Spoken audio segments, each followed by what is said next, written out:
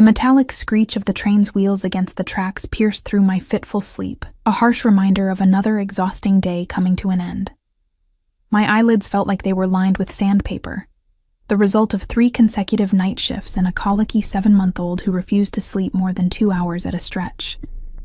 The gentle weight of Lily pressed against my chest was the only comfort in a world that seemed determined to break me. The train car smelled of wet wool and artificial heat, that peculiar mix of human bodies packed too closely together on a rainy evening. My back ached from the hard plastic seat, but I dared not shift positions for fear of waking Lily. Her soft breaths, warm against my neck, had finally settled into the rhythm of deep sleep after what felt like hours of fussing. Next stop, Westbrook Heights. The automated announcement crackled overhead, the voice tinny and distant. 4 more stops until our tiny apartment in the less desirable part of the city. 4 more stops until I could collapse onto our second-hand couch and maybe, just maybe, get a few hours of uninterrupted sleep before my morning shift at the diner. I hadn't always been this person, exhausted, barely surviving, invisible to the world around me. Before Lily, before Derek had cleaned out our savings and disappeared with his secretary, I'd been working toward my nursing degree. Now, at 27, I was just trying to keep us fed and housed. The dream of a better life pushed so far down I could barely remember what it felt like to want more. My eyelids grew heavier with each gentle rock of the train. Just a few minutes, I told myself. Just a few minutes to rest my eyes. The steady rhythm lulled me deeper, my grip on consciousness slipping away like water through cupped hands. Lily was secure in her carrier, strapped to my chest. We were safe. Just a few minutes. I don't know how long I was out. Could have been minutes. Could have been an hour. What woke me wasn't the announcement of our stop or the jolt of the train, but the sudden absence of weight against my chest. My eyes flew open, panic surging through my veins like ice water. Lily was gone. My baby was gone. A primal scream built in my throat, my hands frantically patting the empty carrier still strapped to my chest. But before the sound could escape, I saw him. Standing 3 feet away, cradling my daughter with an expertise that spoke of experience, was a man who didn't belong in this world of late-night commuters and minimum-wage struggles. Even in my disoriented state, I registered the sharp cut of his black suit, the fabric clearly worth more than I made in a month. His dark hair was styled with perfect precision, not a strand out of place despite the humid evening. But it was his stance that truly set him apart. Feet planted firmly, shoulders squared, as if he owned not just the ground beneath him, but the very air around him. And in his arms, looking impossibly small and fragile, was Lily, my Lily, staring up at him with wide, curious eyes instead of screaming in terror at being held by a stranger. She was about to fall. His voice was low, a rumble that seemed to vibrate in the air between us, accent hinting at Italian heritage. You were sleeping. Carrier came loose. I scrambled to my feet, the blood rushing to my head making the world tilt momentarily. Give her back, I demanded, though my voice cracked, betraying the fear coursing through me. Please, she's my daughter. His eyes met mine for the first time, and I felt a physical jolt, like touching an electric fence. They were an unusual shade, somewhere between gray and blue, but it was their intensity that froze me in place. They assessed, calculated, saw through every defense I'd ever built. I know she's yours, he replied, making no immediate move to return her. Instead, his attention shifted back to Lily, his expression softening almost imperceptibly. She has your eyes. Unusual color. A large man in a dark suit materialized beside him, whispering something in his ear. I hadn't even noticed him before, as if my brain had been unable to process more than the immediate threat to my child. Now I realized we weren't alone. 2 more men in similar attire stood nearby, creating a loose perimeter around us, my throat constricted with fresh fear. Who was this man, with his bespoke suit and personal security detail? What did he want with us? Please, I whispered, holding out trembling hands. She needs me. Something flickered across his face, an emotion I couldn't name, before he stepped forward. But instead of simply handing Lily back, he moved into my personal space, close enough that I caught his scent. Expensive cologne with undertones of leather and something darker, like wood smoke. With deliberate care, he transferred Lily back into my arms, his fingers brushing against mine in the process. The contact sent an involuntary shiver up my spine. "The strap was broken," he said, nodding toward the carrier. "It's not safe." I clutched Lily to my chest, relief making my knees weak. She didn't fuss at the transition, simply continued to stare at the stranger with fascination. I checked her over instinctively, though she seemed perfectly content. "Thank you," I managed, social conditioning overriding my fear. I don't know what happened. I'm usually so careful. Exhaustion happens," he replied. And for a moment, I thought I detected a note of genuine understanding in his voice. Then his eyes hardened again, sweeping over my worn coat. The dark circles I knew shadowed my eyes. The scuffed bag at my feet. "Where do you live?" The question sent a fresh spike of alarm through me. "Why would you need to know that?" A slight lift of his eyebrow indicated I'd surprised him with my resistance. The man beside him shifted, hand moving slightly toward what I suddenly realized was likely a concealed weapon. My heart pounded so loudly I was certain everyone in the train car could hear it. "Your stop," the stranger clarified, though I didn't entirely believe that was his original intent. "Which stop is yours?" "Westridge." I lied automatically, naming a stop that was still several away from my actual destination. Something instinctive told me not to reveal where we lived to this man, no matter how helpfully he'd caught my daughter. His lips curved into the barest hint of a smile, one that didn't reach his eyes. "You're lying." The train began to slow, the automated voice announcing, "Arriving at Eastlake Station. This is us," I said quickly, gathering my bag with one hand while keeping Lily secure with the other. "Thank you again for your help." I moved toward the doors, desperate to put distance between us and this unsettling encounter. But as I tried to pass, his hand shot out, fingers wrapping firmly around my upper arm. Not painful, but inescapable. "Your carrier is broken," he stated, as if this simple fact gave him the right to detain me. "How will you safely carry your child?" "I'll manage," I replied, trying to pull away. "I always do." "Always?" He tilted his head slightly. "You often find yourself with broken equipment for your child?" Heat rushed to my face, embarrassment, indignation, and fear creating a potent mix. "That's not... I didn't mean... Antonio." He addressed the man beside him without looking away from me. "Get Ms." The pause was deliberate, an invitation for me to fill in the blank. I hesitated, weighing the danger of giving my name against the reality that I was already caught in whatever this was. "Emma," I finally said. "Emma Reeves. Get Ms. Reeves a car to her actual home," he continued, satisfaction evident in the slight curl of his lip. "And have someone purchase a proper carrier for her daughter." "That's really not necessary," I protested, panic rising at the thought of these men knowing where I lived. "We're fine, really." The train doors opened with a pneumatic hiss. Other passengers moved around us, some casting curious glances our way, but no one intervened. In this city, people minded their own business as a survival tactic. "I insist," he said, in a tone that made it clear this wasn't a request but a command.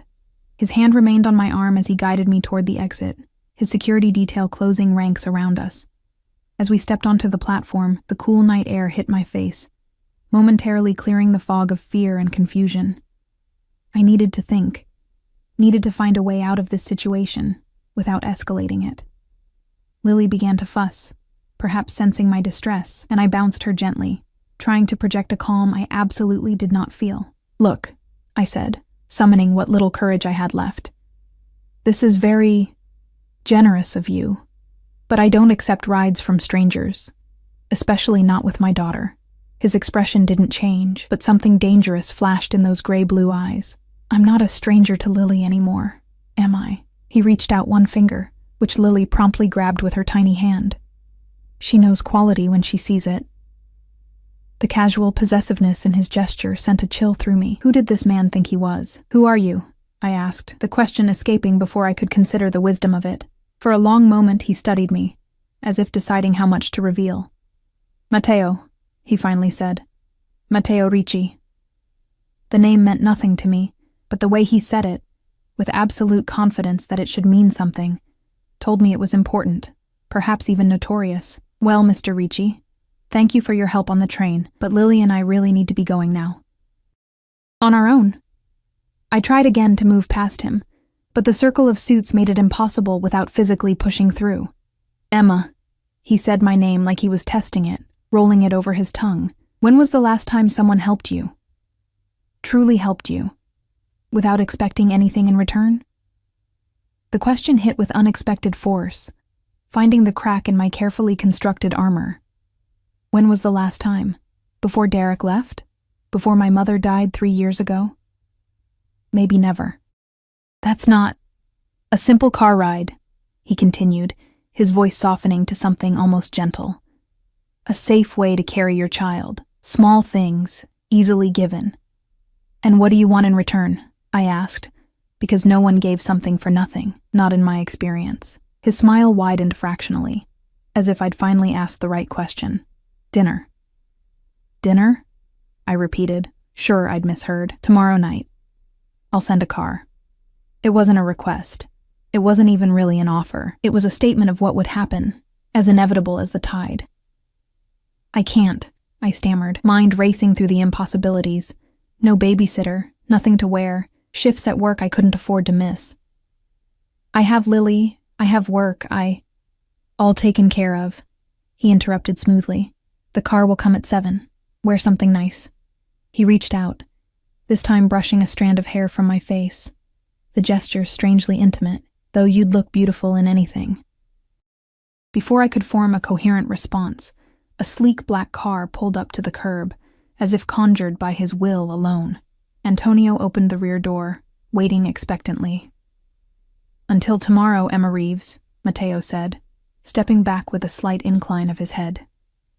Surrounded by his men, with Lily growing increasingly fussy in my arms, and with the strange magnetic pull of Matteo Ricci's presence, I found myself guided into the back seat of the car, the door closing behind me with a definitive thunk.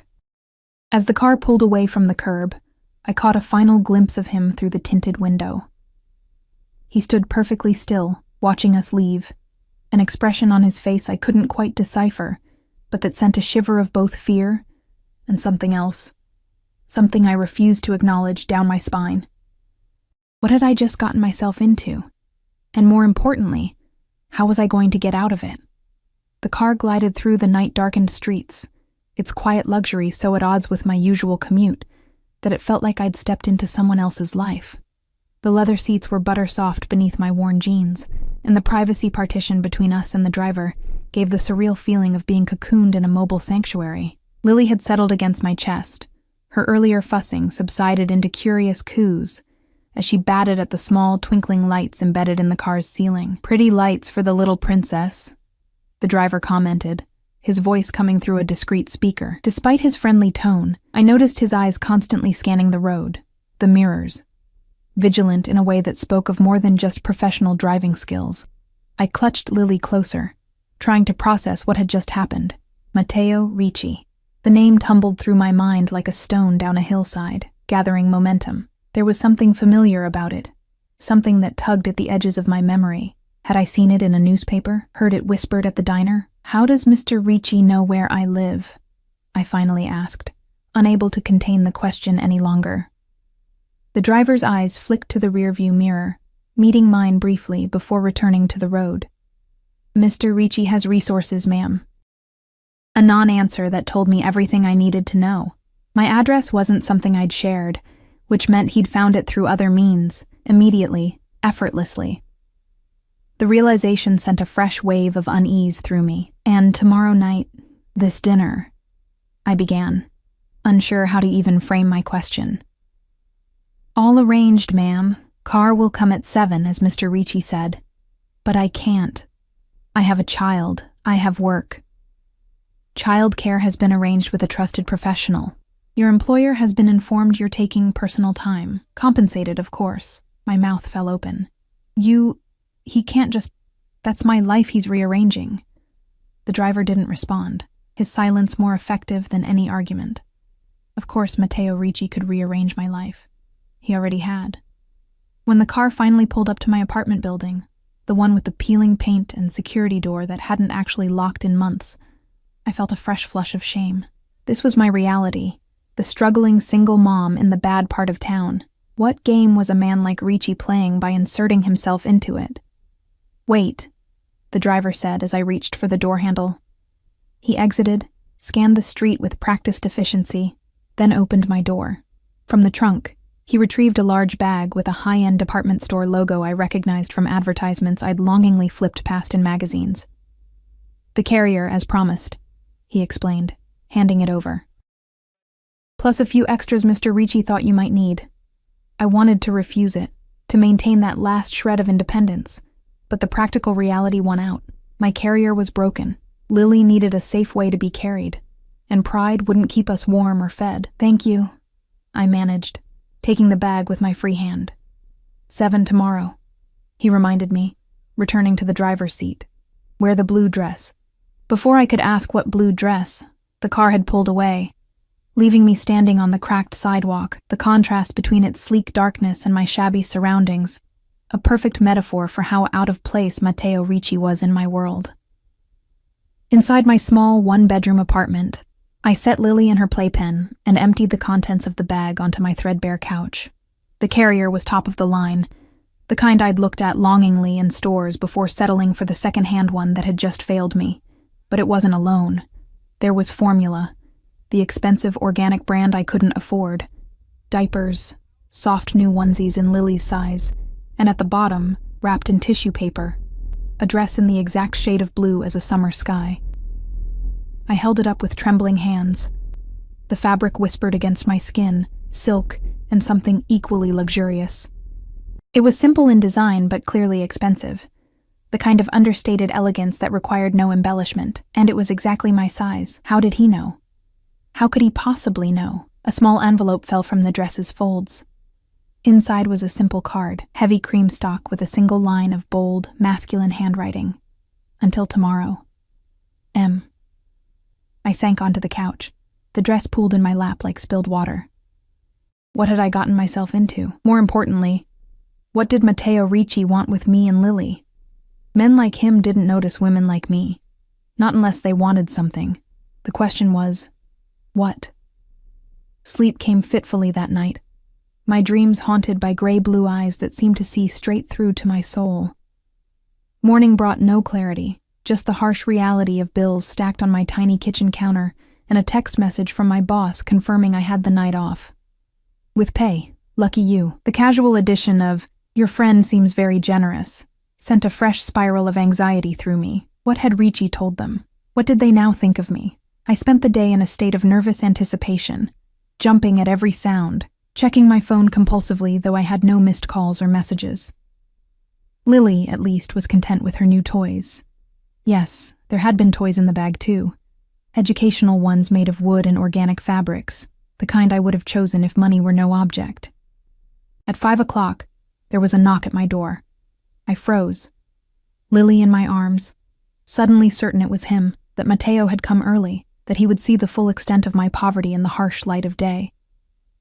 Instead, when I cautiously peered through the peephole, I saw a middle-aged woman with kind eyes and a professional demeanor, carrying what looked like a compact case of supplies. "Ms. Reeves, I'm Patricia, the childcare professional Mr. Ricci arranged. May I come in?" I hesitated, my protective instincts warring with the reality that I had no alternative childcare and no way to contact Ricci to cancel this dinner that was beginning to feel more and more like a command performance. "I have excellent references," she continued, clearly sensing my hesitation. She held up her phone, showing a background check certification and what appeared to be a license. "I specialize in infant care and have worked for Mr. Ricci's associates before." Associates. Not friends, not family. Associates. The word choice didn't escape me. Finally, I opened the door. Patricia entered with the confident ease of someone used to stepping into strangers' homes and taking charge of their most precious possessions. "What a beautiful baby," she cooed, smiling at Lily. "Those eyes are remarkable, thank you," I murmured, still uncertain but somewhat reassured by her professional manner. "She's usually good with new people, but if she gets fussy, she likes to be walked while you hum. Any tune will do. And she might be teething, so there's a gel in the—" "Ms. Reeves," Patricia interrupted gently. I have all the information I need about Lily's routine and preferences. Mr. Ricci was very thorough in his briefing. Now, why don't you get ready? The car will be here in less than 2 hours. Again, that disorienting feeling of my life being managed without my input. How did Ricci know Lily's routine? Had he somehow accessed her pediatrician records? The thought should have terrified me, but instead, I felt a strange mix of indignation and something else. Something dangerously close to being impressed by his thoroughness, his attention to detail when it came to my daughter's care. Right, I said faintly. I should get ready. The next hour and a half passed in a blur of nervous preparation. I showered, taking advantage of having someone else watch Lily to indulge in more than my usual 3-minute rinse. I dried my honey-brown hair until it fell in soft waves past my shoulders, applied minimal makeup with shaking hands, and finally slipped on the blue dress. It fit perfectly, hugging my curves in a way that was flattering without being overtly sexual. The silk caressed my skin like water, making me acutely aware of how long it had been since I'd worn anything that wasn't chosen for practicality or purchased from a clearance rack. When I emerged from my bedroom, Patricia nodded approvingly. "He has good taste," she remarked. "The color brings out your eyes." I flushed, uncomfortable with the implication that Matteo Ricci had personally selected a dress designed to enhance my features. "It's just dinner," I said, as much to convince myself as her, to thank him for helping with Lily on the train.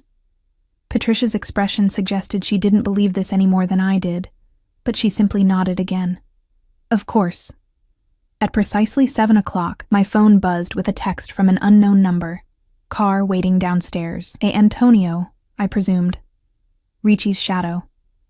I knelt beside Lily, who was contentedly playing with one of her new toys. "Mommy will be back soon, sweetheart." Be good for Patricia. I kissed her downy head, inhaling her sweet baby scent for courage. "She'll be perfectly fine," Patricia assured me. "Take as long as you need." The phrasing sent another ripple of unease through me. As long as I needed, or as long as Ricci wanted. The same sleek car from last night waited at the curb, Antonio holding the door open with the same expressionless efficiency. He nodded once in greeting, his eyes performing a quick assessment of my appearance. "Ms. Reeves." "Where are we going?" I asked as I slid into the back seat, determined to get at least some information. "Valletta," he replied, shutting the door. My eyes widened involuntarily. Valletta was the most exclusive restaurant in the city, the kind of place where reservations were booked months in advance and the prices weren't listed on the menu, because if you had to ask, you couldn't afford it. The drive took us from my neighborhood, with its graffiti-tagged storefronts and check-cashing places, into the glittering heart of downtown. As the scenery outside changed, becoming progressively more polished, I felt increasingly out of place despite the beautiful dress. No amount of silk could change who I was. A struggling single mother with 2 jobs and mounting debt, not someone who dined at Valletta on a Tuesday night. We pulled up to the restaurant's discreet entrance, where a valet immediately opened my door. Antonio materialized beside me, guiding me with a light touch to my elbow through the ornate doors. Inside, the maitre d' snapped to attention the moment he saw us. "Mr. Ricci's guest," Antonio stated simply. Of course," the man practically bowed. "Mr. Ricci is waiting in the private dining room. Please, follow me." A private dining room. My stomach clenched with renewed anxiety. I'd expected, or perhaps hoped, to be in the main restaurant, surrounded by other diners. The thought of being alone with Matteo Ricci in a private space made my pulse quicken. The maitre d' led us through the main dining area, where I felt eyes following our progress. Whether they were looking at Antonio, clearly security rather than a dinner date, or at me, clearly not belonging in this world of wealth and privilege, I couldn't tell. Either way, I kept my gaze straight ahead, chin lifted in a show of confidence I didn't feel. We reached a door at the back of the restaurant, which the maitre d' opened with a flourish before stepping aside. Antonio nodded for me to enter, not following. I took a deep breath and stepped over the threshold. The private dining room was intimate without being claustrophobic, dominated by a table set for 2 near a window overlooking the city lights. The lighting was soft, the decor elegant without being ostentatious, and standing by the window, His back to me as he gazed out at the view was Matteo Ricci. He turned at the sound of the door closing, and for a moment I forgot to breathe. If he'd been imposing on the train, here in his element he was magnificent. His suit was clearly bespoke, charcoal gray that highlighted the breadth of his shoulders. His dark hair was styled with that same perfect precision, and when his eyes met mine, I felt that same jolt of electricity. "Emma," he said, my name sounding different in his mouth, richer somehow. "You look beautiful." I swallowed hard, fighting the unexpected flutter in my stomach at the simple compliment. "Thank you for the dress. It wasn't necessary." "It was entirely necessary," he replied, crossing the room toward me. "And entirely worth it." As he drew closer, I caught his scent again. That combination of expensive cologne and something darker, more primal. He stopped just inside my personal space, close enough that I had to tilt my head slightly to maintain eye contact. "Are you hungry?" he asked, the question weighted with something beyond its literal meaning. "Starving," I answered honestly, thinking of the lunch I'd skipped out of nervous anticipation for tonight. His lips curved into that same slight smile I'd seen on the train platform. "Good. I've arranged a special menu for us tonight." He guided me to the table with a hand at the small of my back, the heat of his palm seeping through the thin silk of my dress. As he held my chair and I sank into it, I couldn't shake the feeling that I was stepping into a beautiful trap, one lined with silk and scented with expensive cologne. And the most dangerous part? A small, treacherous voice in my mind whispered that I might not want to escape. Block 3. The first course arrived almost immediately after we were seated, delicate scallops nestled on beds of vibrant microgreens, drizzled with a sauce that smelled of citrus and herbs I couldn't identify. A waiter poured wine into crystal glasses that caught the light like liquid diamonds. I hadn't even seen Matteo signal for service. It was as if the staff anticipated his desires before he expressed them. "Tell me about Lily," Matteo said, his intense gaze fixed on me as I tentatively sampled the scallop. The flavor exploded on my tongue. Buttery, perfectly seared, unlike anything I'd ever tasted. I nearly choked on my bite, surprised by his opening question. Men on dates, if this even was a date, typically started with questions about me, not my child. "What do you want to know?" I asked cautiously, setting down my fork. "Everything," he replied simply. "Her age, her favorite things. What makes her laugh?" There was something in his expression I couldn't quite decipher, a hunger that had nothing to do with the exquisite food before us. I took a sip of wine to steady myself, the rich liquid warming my throat. "She's 7 months old," I began, unable to keep the natural pride from my voice. "She's just starting to babble, not real words yet, but she has conversations with her stuffed rabbit that sound incredibly serious. She loves music, especially when I sing to her, even though my voice is terrible." I smiled at the memory of Lily's delighted giggles when I danced around our small apartment, singing off-key lullabies. "And her father?" Matteo asked, his tone casual but his eyes sharp as flint. The question landed like a slap, even though I should have anticipated it. I set down my wine glass, suddenly less hungry. "Not in the picture," I replied tersely. "By choice? His or yours? Does it matter?" Matteo leaned back slightly, studying me with that penetrating gaze. "It matters a great deal, Emma." The way he said my name, almost like a caress, sent an involuntary shiver down my spine. I squared my shoulders, determined not to be intimidated. "He left when I was 5 months pregnant," I admitted, seeing no point in lying. "Cleaned out our savings, moved to Florida with his secretary. Classic story, nothing special about it." "His name?" The question was soft but carried an undercurrent that raised the hair on the back of my neck. "Why do you want to know?" "Humor me." I hesitated, then sighed. "Derek Harmon. But it doesn't matter. He signed away his parental rights. We're better off without him." Something dark flashed across Matteo's face. A flicker of emotion so raw and dangerous that it momentarily transformed his handsome features into something predatory. Then it was gone, replaced by that controlled mask of civility. "Yes," he agreed quietly. "You are." The second course arrived, pasta with truffle and a cream sauce that smelled divine. I used the interruption to redirect the conversation. "Now my turn for questions," I said with more courage than I felt. Who are you, Matteo Ricci? Really? He twirled pasta around his fork with elegant precision. I'm a businessman. What kind of business requires an armed security detail? His lips quirked. The profitable kind. That's not an answer. It's the only one you need right now. His tone was gentle but firm. Let's just say I have interests in various enterprises across the city.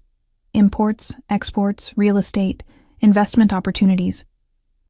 The vague description could have meant anything from legitimate entrepreneur to something far more sinister. Given the armed men and the way the restaurant staff practically genuflected in his presence, I was beginning to suspect the latter. And why am I here? I pressed, setting down my fork. Why did you arrange childcare, clear my schedule, buy me a dress? Why this interest in a random woman and her baby from a train?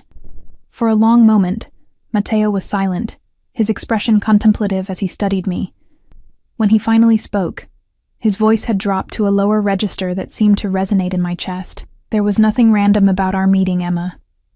A chill ran through me despite the warmth of the room. What do you mean? I've been aware of you for some time. The pasta turned to ash in my mouth. That's not possible. We've never met before last night.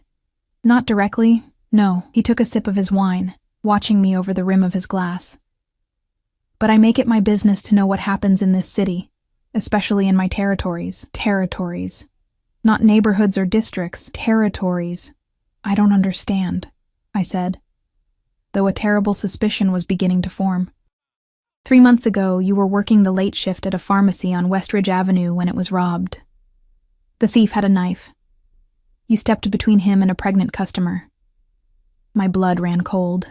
The incident had been terrifying. A desperate man with wild eyes and a blade that glinted under the fluorescent lights. I'd acted on instinct, pushing the heavily pregnant woman behind me while trying to calm the robber. It had worked. He'd taken the cash and left without hurting anyone. I'd given a statement to the police, but nothing had ever come of it. How do you know about that? I whispered. The pregnant woman was Sofia Vitale, my cousin's wife. Matteo set down his glass with deliberate care. She told me about the brave pharmacy worker who protected her and her unborn child with no thought for her own safety. She described you, your unusual eyes, the way you spoke to the robber with compassion despite your fear. I remembered the woman's grateful tears, her tight hug after the police had come and gone. I hadn't seen her since that night. The baby was born healthy, Matteo continued, his voice softening. A boy. They named him Marco. I'm glad, I said sincerely, though my mind was racing. But that still doesn't explain all of this. I wanted to thank you properly, to meet the woman Sofia described. His eyes held mine, intense and unwavering. I had Antonio find out who you were, where you worked. The plan was to approach you, offer my gratitude and perhaps financial assistance. Sofia mentioned you were expecting a child of your own. You've been watching me for months? The thought was both terrifying and strangely exhilarating. Keeping tabs, he corrected. Making sure you were safe, that you had what you needed. I didn't have what I needed, I countered, a spark of indignation cutting through my fear. I've been barely surviving, working 2 jobs, struggling to pay rent. Something like regret crossed his features. I was advised to keep my distance. My attention can sometimes complicate people's lives. I let out a humorless laugh. And this isn't complicating my life? The circumstances changed when I saw you on that train, he said, leaning forward slightly. When I saw how exhausted you were, how the carrier came loose. When I held your daughter in my arms. His voice took on a different quality, almost tender. She looked up at me with your eyes, and I knew I couldn't keep my distance any longer. The 3rd course arrived, perfectly seared lamb with roasted vegetables. But I barely noticed it. My mind was too busy trying to process what Matteo was telling me. He'd been watching me for months, keeping tabs, as he put it. The privacy violation was disturbing, yet a small part of me wondered if his surveillance was the reason the landlord had suddenly given me an extension when I was late with rent last month, or why my boss at the diner had been unusually understanding about my erratic schedule. What do you want from me? I finally asked. the question that had been hovering between us since the moment he'd taken Lily from my arms on the train. Mateo's eyes darkened, the gray-blue deepening to the color of a storm-tossed sea. Your time. Your company. He paused, his gaze dropping briefly to my lips before returning to my eyes, for now. The implication behind those last two words hung in the air between us. For now, with the promise or threat of more to come. I'm a package deal, I said firmly. Lily is my priority, my everything. As she should be. He agreed readily. I would never ask you to compromise your daughter's well-being, and if I say no, if I walk out of here right now. His expression didn't change, but something in the set of his shoulders shifted slightly. The car would take you home. Patricia would be compensated for her time. You would never hear from me again. I didn't believe him. Not entirely. Men like Matteo Ricci didn't accept rejection easily. But the illusion of choice was better than none at all. And if I say yes? What exactly would that mean? A small, satisfied smile played at the corners of his mouth, as if he already knew my answer. Dinner, like tonight. Perhaps a weekend away now and then. Access to resources that could make your life, and Lily's, more comfortable. In exchange for what? I pressed, needing clarity. Sex? His eyes flashed at my bluntness. I'm not purchasing your body, Emma. I'm asking for a chance to know you. The rest will come naturally, or not at all. I took a long sip of wine, buying time to think. The rational part of my brain was screaming warnings. This man was dangerous, powerful, clearly involved in activities that required armed guards. Yet another part, a part I'd thought had died when Derek walked out, was awakening to the possibility of something beyond mere survival, of being seen, valued, desired. I need time to think, I said finally.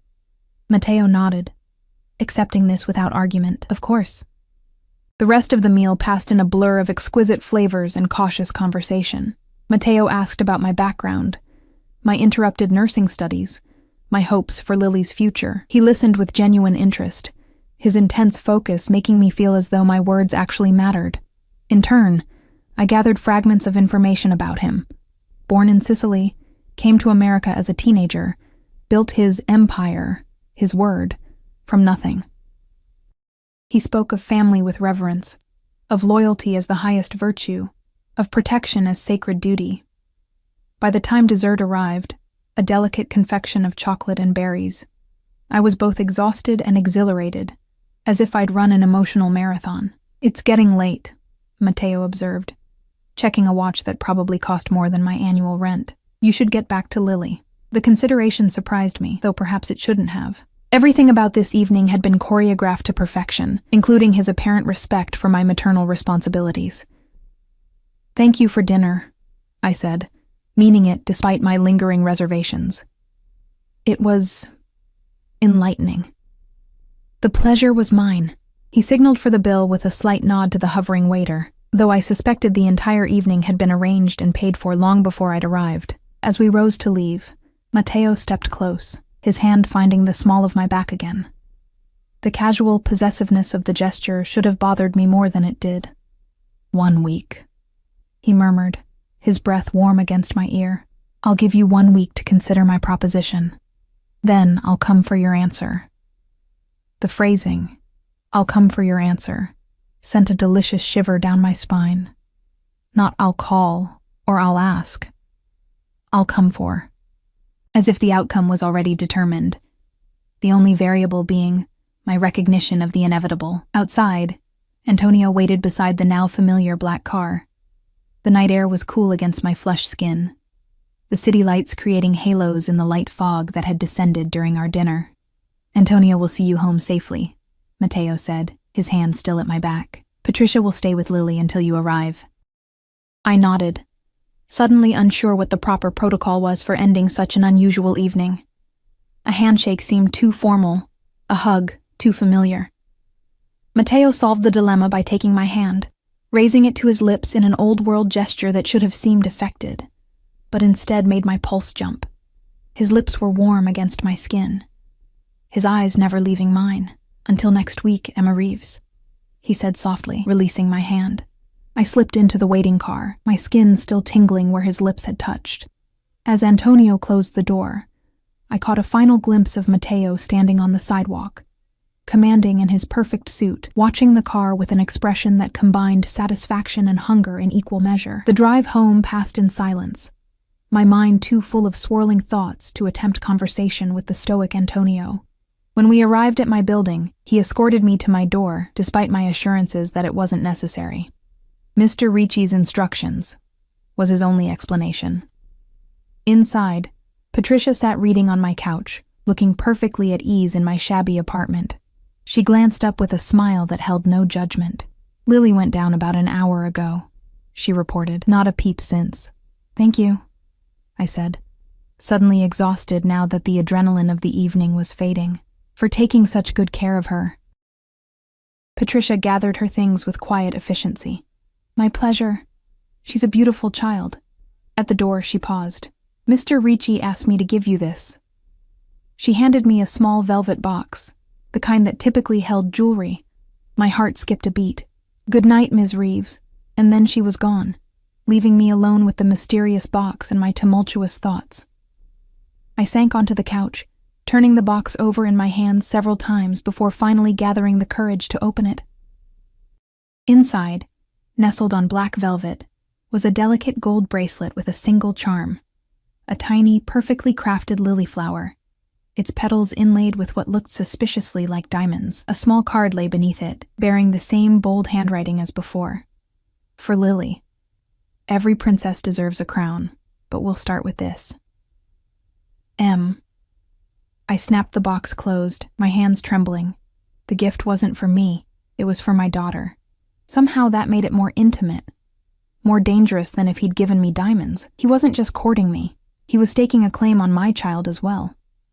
1 week, he'd said. 1 week to decide. But as I checked on Lily, sleeping peacefully in her crib surrounded by the new toys Matteo had provided, I wondered if the decision had already been made for me, the moment I'd stepped into that car, or perhaps even earlier, when his eyes had first met mine on that fateful train ride. The week that followed felt like living in two parallel worlds. By day, I was still Emma Reeves, single mom, waitress, struggling to make ends meet. By night, I lay awake, haunted by gray-blue eyes and the memory of lips pressed against my hand. No additional gifts arrived, no mysterious cars appeared outside my building. True to his word, Matteo had given me space to think. But his presence lingered in the new carrier I used for Lily, in the expensive formula that made her less colicky, in the tiny gold bracelet I kept in its box, unable to decide whether to accept such an extravagant gift for my infant daughter. On the third day, curiosity got the better of me. During Lily's nap, I searched Matteo Ricci online. The results were simultaneously revealing and opaque. Business articles mentioned him as the CEO of Ricci Enterprises, with interests in import, export, real estate, and hospitality. His photograph appeared at charity galas and high-profile events, always impeccably dressed, often alone or flanked by security rather than a date. But there were other mentions too, buried deeper. Whispered allegations of connections to organized crime, investigations that mysteriously closed without charges, competitors who suddenly sold their businesses or left town. Nothing concrete, nothing provable, just smoke suggesting a much larger fire. The Ricci family had historical ties to Sicily, one article noted, with American operations established in the 1950s. Matteo had taken over after his father's retirement 10 years ago and had expanded their influence considerably. Reading between the lines, it wasn't difficult to see what wasn't being explicitly stated. Matteo Ricci was almost certainly the head of a major crime family. I closed my laptop with shaking hands. What was I even considering? Getting involved with someone like him would be insanity. Yet the memory of his focused attention, the way he'd listened when I spoke of my dreams for Lily, the respect he'd shown for my role as her mother. These things haunted me, alongside the more unsettling revelations. On the 5th day, Derek called. My ex's number appearing on my phone screen was so unexpected that I almost didn't answer. We hadn't spoken since he'd signed away his rights to Lily, the final contact in a painful dissolution that had left me emotionally and financially devastated. "Emma." His voice sounded strange, almost frightened. Are you okay?" "I'm fine," I replied cautiously. "Why wouldn't I be? I wanted to check on you. And Lily. Make sure everything's normal." A chill ran down my spine. "Derek, what's going on?" "Nothing. Nothing's going on." The forced casualness in his tone was alarming. "Just thinking about you guys lately. Listen, if you ever need to, I don't know, leave town or something, I could help with money." "Leave town? What are you talking about?" "Nothing. Forget I said anything." He paused. "Just be careful, Em, that's all." Before I could press further, he hung up, leaving me staring at the phone with a growing sense of unease. Had Mateo reached out to Derek somehow? The timing seemed too coincidental, especially given his interest in my ex during our dinner. By the 7th day, the deadline Mateo had set, I was a bundle of nerves. Lily sensed my anxiety, fussing more than usual as I paced our small apartment, jumping at every sound in the hallway. Would he simply appear at my door, send a car, call? As evening fell and Lily finally settled to sleep, I sat on the couch clutching a mug of tea that had long gone cold. The knock, when it came, was soft but decisive. 3 precise taps that somehow conveyed authority despite their restraint. Taking a deep breath, I opened the door. Mateo stood in the dimly lit hallway, as immaculate as ever in a dark suit that made his broad shoulders seem even more imposing. Without his security detail, he appeared both more approachable and somehow more dangerous. This was Mateo the man, not Mateo the businessman surrounded by his trappings of power. "Emma," he said simply, his eyes taking in my appearance. Worn jeans, a faded t-shirt, hair pulled back in a messy ponytail. I hadn't dressed up, hadn't prepared. Some stubborn part of me had wanted him to see the real me, not the woman in the blue silk dress. "You came yourself," I observed, stepping back to let him in.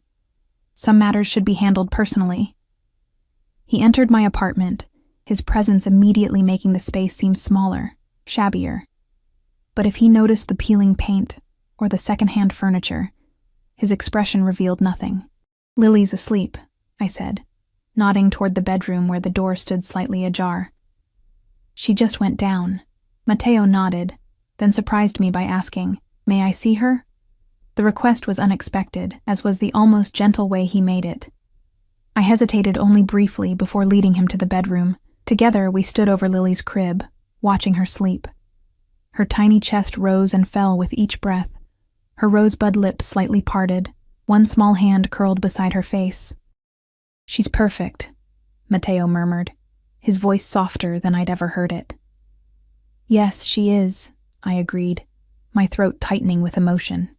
We returned to the living room, the moment having shifted something between us, created an intimacy that transcended the physical space we occupied. "Did you contact Derek?" I asked without preamble, needing to address the suspicion that had been gnawing at me. Mateo's expression didn't change, but something in his eyes hardened. Not directly. "But you did something." He called me, sounding scared, offered money if I needed to leave town. A slight smile curved his lips. Perhaps he had a sudden attack of conscience. "Mateo." I crossed my arms. "What did you do?"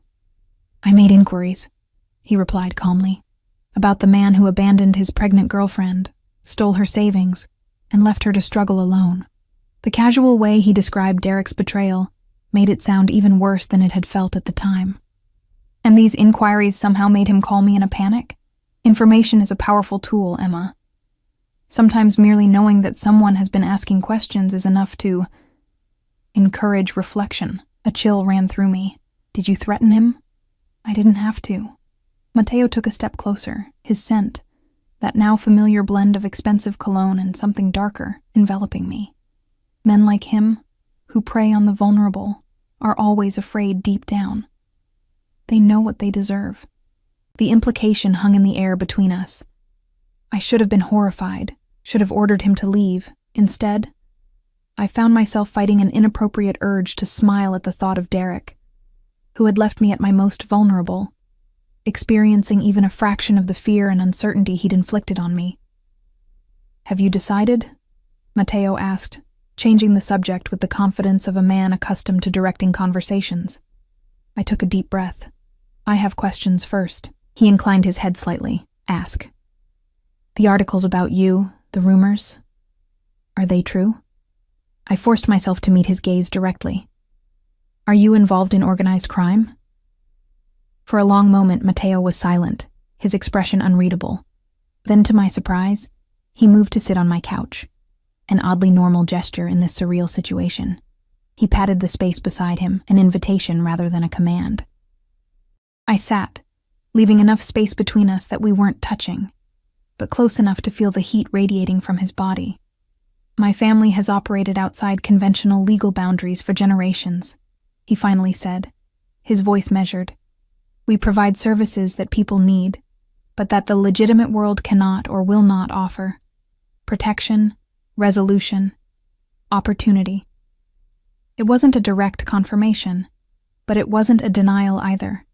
Have you killed people? The question slipped out before I could stop it. His eyes met mine, unflinching. I have removed threats to my family and my interests. I don't take such actions lightly, but I don't hesitate when necessary. My heart pounded in my chest, but I forced myself to continue. If I say yes to whatever this is, what would it mean for Lily? Would she be in danger because of your business? No. The word was spoken with absolute conviction. My personal life is separate from business matters, and if we were to become involved, you and Lily would be under my protection. No one would dare touch what belongs to me. The possessiveness in his tone should have repelled me. Instead, it sent a traitorous thrill down my spine. To be claimed so completely, to be sheltered rather than exposed. After years of struggling alone, the promise was seductive. And what about when you get bored with me? I challenged. When a newer, shinier toy catches your attention? Mateo's expression darkened, his hand suddenly cupping my face with surprising gentleness. You misunderstand me, Emma. I don't pursue women casually. What I feel for you isn't a passing interest. You barely know me, I whispered, though I didn't pull away from his touch. I know enough, he replied, his thumb brushing my cheekbone. I know you're brave. You faced down an armed robber to protect a stranger. I know you're resilient. You've raised your daughter alone despite every obstacle. I know you're loyal. You speak of Lily with a devotion that echoes my own values about family. Put like that, it sounded almost reasonable. Almost. And if I say no?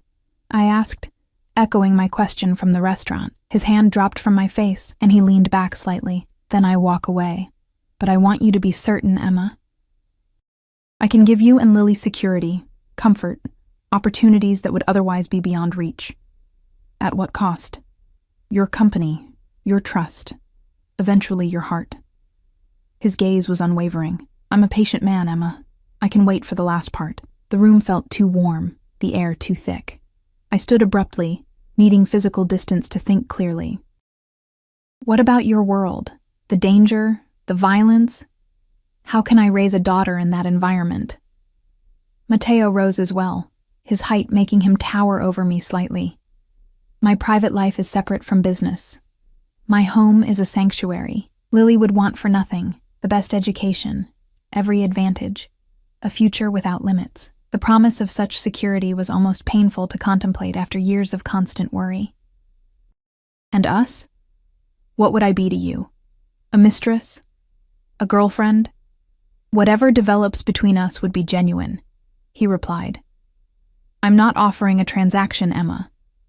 I'm offering a chance for something real. I turned away from him, needing to gather my thoughts without the distraction of those piercing eyes. Outside my window, the city lights twinkled in the darkness. Lives playing out in countless apartments just like mine, ordinary people making ordinary choices. None of them standing in their living rooms with a man who had just tacitly admitted to having people killed, offering protection and privilege in exchange for... what? My heart? My soul? Emma. Mateo's voice was gentle but insistent behind me. Look at me. I turned slowly, steeling myself against the magnetic pull he seemed to exert. This is crazy. You realize that, right? Normal people don't meet like this, don't have these kinds of conversations a week after meeting. A hint of a smile played at the corners of his mouth. I've never aspired to normalcy. And neither have you, I suspect. You don't know that, I protested. You don't know me, don't I?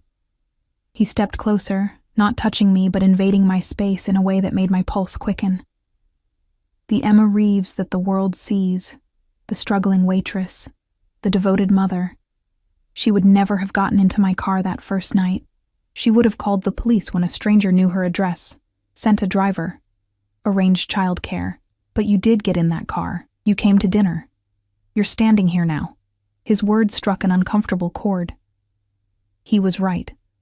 Some part of me had been drawn to him, to the danger and possibility he represented. From that first moment on the train, there's something in you, Emma, something that recognizes something in me.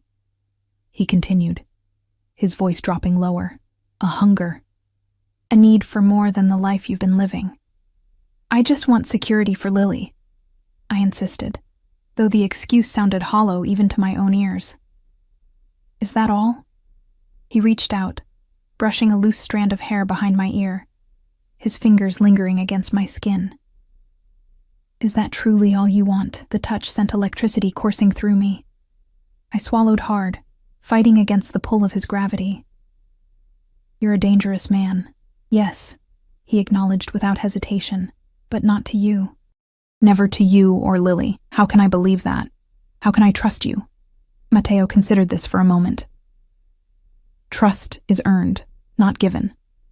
I don't expect blind faith. Let me prove myself day by day. From the bedroom, Lily's cry suddenly pierced the night, not her usual fussing, but a sharp, distressed wail that had me moving instantly, all other considerations forgotten. I rushed to her crib, heart racing.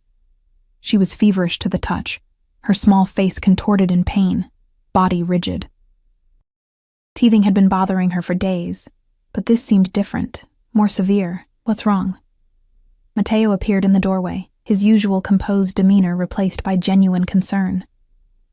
I don't know, I admitted, trying to keep panic from my voice as I lifted Lily from the crib. She continued to cry, a pained sound that tore at my heart. She's burning up. I need to take her temperature. I carried her to the bathroom where I kept the baby thermometer, Matteo following close behind. With shaking hands, I checked her temperature.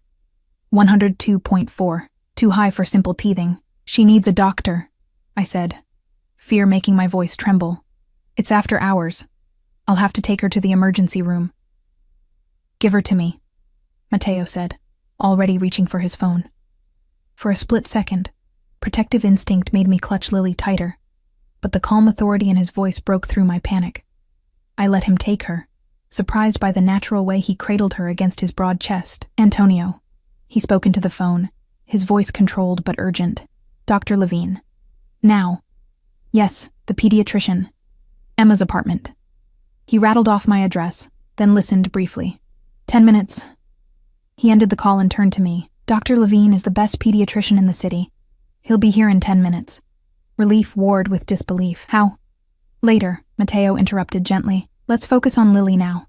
Do you have infant fever reducer? I nodded, moving to the cabinet where I kept Lily's medications. Matteo continued to hold her, murmuring soothing words in what sounded like Italian as she cried against his shoulder. There was something surreal about seeing this powerful, dangerous man tenderly comforting my child, his large hand supporting her tiny head with such care. We administered the medication, and I took Lily back, pacing the living room floor while trying to comfort her. Matteo watched us, his eyes never leaving Lily's distressed face. When a sharp knock came at the door exactly 9 minutes after his call, he moved to answer it with the same efficiency he seemed to bring to everything. An older man with kind eyes and silver-streaked hair entered, carrying a medical bag. He didn't seem surprised, or put out to be making a house call at nearly 10 o'clock at night. Mr. Ricci, he greeted Matteo with a respectful nod, then turned to me. You must be Emma. And this little one is Lily. The next 30 minutes passed in a blur, as Dr. Levine examined Lily thoroughly, his manner gentle but professional. He diagnosed a severe ear infection, produced antibiotics from his bag, and gave detailed instructions for her care over the coming days. She'll start feeling better within 24 hours, he assured me, packing up his equipment. "The fever should break by morning. If it doesn't, or if anything concerns you, call me directly." He handed me a card with his private number. Anytime, day or night. "I don't know how to thank you," I said, overwhelmed by the personalized care that would have been unthinkable at an emergency room. "No thanks necessary," Dr. Levine replied with a smile. "It's my pleasure to help. Mr. Ricci has been very generous to my pediatric clinic over the years." After the doctor left, Lily finally settled, the medication beginning to ease her pain. I laid her back in her crib, the antibiotics administered, a cool cloth on her forehead. She drifted into an uneasy sleep as I stroked her cheek. When I returned to the living room, Matteo stood by the window, his posture tense, hands in his pockets. He turned as I approached. "Thank you," I said simply, "for the doctor, for everything." He nodded once, his eyes searching mine. "This is what I was talking about, Emma. Protection. Resources. Being able to call the best doctor in the city instead of waiting hours in an emergency room." The truth of his words hit me with full force. How different would tonight have been without Matteo? The frantic cab ride to the hospital. The endless wait surrounded by other sick children. The harried doctor who might have spent 5 minutes with Lily before prescribing medication we'd have to find an all-night pharmacy to fill. "She'll be okay?" he asked, a vulnerability in his voice I hadn't heard before. "Yes, thanks to you." I stepped closer to him, drawn by something I couldn't name. "You were good with her. Natural." Something complex passed across his features. "Children are innocent, sacred. They should be protected at all costs." Another piece of the puzzle that was Matteo Ricci fell into place. His business, his world, it operated by its own moral code, separate from conventional law but no less rigid in its principles. Family above all. Protection of the innocent. Loyalty rewarded. Betrayal punished. "Yes," I whispered, suddenly exhausted from the emotional whiplash of the evening. Matteo must have noticed my fatigue. "You should rest," he said, checking his watch. "I'll have Antonio stay outside your door tonight in case you need anything." The thought of having someone standing guard should have felt intrusive, but instead brought a sense of security I hadn't realized I craved. "You don't have to do that. I want to," he replied simply. He moved toward the door, then paused, turning back to me. "You never gave me your answer, Emma." I looked at him. This complex, dangerous, surprisingly gentle man who had upended my life in the span of a week. In the face of Lily's distress, he had shown his true colors. Not the polished businessman from the restaurant, or the imposing figure from the train, but someone who could spring into action when it mattered, who could hold my daughter with genuine care, who had resources that could make our lives not just easier, but better. "Yes," I said softly. The single word hung between us, weighted with meaning beyond its simplicity. Matteo's eyes darkened, his posture shifting subtly. "Yes, to what, exactly?" he pressed, needing to hear me say it. I took a deep breath. "Yes to this. To us. To seeing where it leads." He closed the distance between us in 2 strides, his hand coming up to cut my face. "I won't disappoint you, Emma, or Lily." Before I could respond, his lips found mine in a kiss that was both tender and possessive. Unlike everything else about him, there was nothing controlled about the way he kissed. It was raw, hungry, as if he'd been holding himself back until this moment. My hands found his shoulders, the solid muscle beneath his suit jacket a stark reminder of the strength he kept carefully leashed. When we broke apart, both breathing harder, his eyes had that storm-tossed quality that made my stomach flip. "I should go," he murmured, his thumb tracing my lower lip. "You need rest, and Lily needs you." I nodded, unable to form coherent thoughts with him so close, the taste of him still on my lips. "Tomorrow," he said. Not a question, but a statement of fact. "I'll send a car at noon. Pack enough for the weekend for both you and Lily." "The weekend?" I echoed, momentarily confused. "I have work, and Lily's sick." "Your shifts are covered," he replied smoothly, "and the sea air will be good for Lily's recovery. My house on the coast has everything she might need, and Dr. Levine is only a call away. The casual display of power, arranging my schedule without consultation, should have bothered me. Instead, I found myself relieved at having decisions made, paths cleared. Okay, I agreed, surprising myself with how easily I acquiesced. The weekend. Something like triumph flashed in his eyes, quickly masked. He kissed me once more, a brief but claiming pressure, then stepped back. Antonio will stay until morning, he reminded me. If Lily's fever doesn't break, or if you need anything at all, he'll contact me immediately. At the door, he paused, his expression softening as he looked back at me. Sleep well, Emma. After he left, I checked on Lily again, relieved to find her sleeping more peacefully, her skin slightly cooler to the touch. The events of the evening played through my mind as I prepared for bed. Mateo's confession about his business, the sudden illness, the kiss that had awakened something I thought long dead. I should have been more conflicted about my decision. The rational part of my brain understood exactly what and who I was getting involved with. Matteo Ricci lived in a world of power plays and violence, of loyalty enforced by fear as much as respect. By saying yes, I was stepping into that world, bringing Lily with me.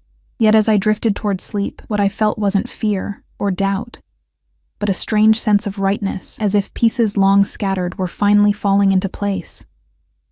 Since Derek's betrayal, I'd been adrift, focused solely on survival. Matteo offered something beyond mere existence, protection, yes, but also passion, purpose, a belonging I hadn't realized I craved.